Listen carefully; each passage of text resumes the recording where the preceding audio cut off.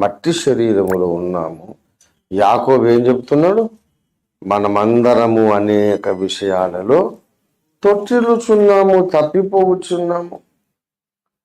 తన పొరపాట్లు కనుగొనగలవాడు వాడు. మనలో దోషాలు ఎన్ని రకాలుగా ఉంటాయి ఇప్పుడు విడమరిచి చెబితే టైం ఎక్కువ తీసుకుంటుంది.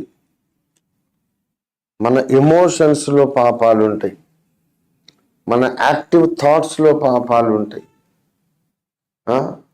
మన అభిప్రాయాలలో. ఎమోషన్స్ అంటేనేమో భావోద్రేకాలు, ప్రేమ, దయ, జాలి, ఇవన్నీ ఎమోషన్. భయం కూడా ఒక ఎమోషన్ కదా, అందులో పాపాలు ఉంటాయి. అది లోపల పోతా ఉంటే భయంకరంగా తేలితట్ట కదిపినట్టే ఉంటుంది సబ్జెక్ట్, పాపం అనే సబ్జెక్ట్. ఇప్పుడు ఎమోషన్స్లో పాపం అంటే నేను చెప్తాను,